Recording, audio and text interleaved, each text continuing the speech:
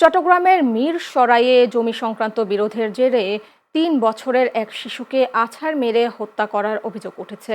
নিহত শিশুর নাম মোহাম্মদ আবদুল্লাহ। বুধবার দুপুর ১২টার সময় উপজেলা জোরারগঞ্জ থানাধীন দক্ষিণ সোনাপাহাড় গ্রামে মোস্তফা ভূঁইয়ার বাড়িতে এই ঘটনা ঘটে। নিহত শিশু আবদুল্লাহ ওই বাড়ির নুরুল আলম রাসেলের একমাত্র ছেলে।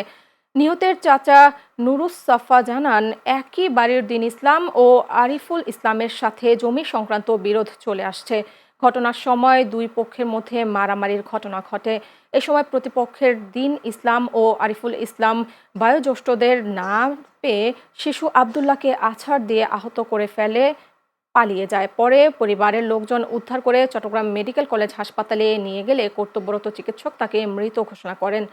জোরারগঞ্জ থানার অফিসার ইনচার্জ কাজী নাজমুল হক বলেন, এই ঘটনায় প্রাথমিক জিজ্ঞাসাবাদ করার জন্য ৩ জনকে থানায় আনা হয়েছে। নিহতের পরিবার এজাহার দিলে তদন্ত সাপেক্ষে আইনি ব্যবস্থা গ্রহণ করা হবে।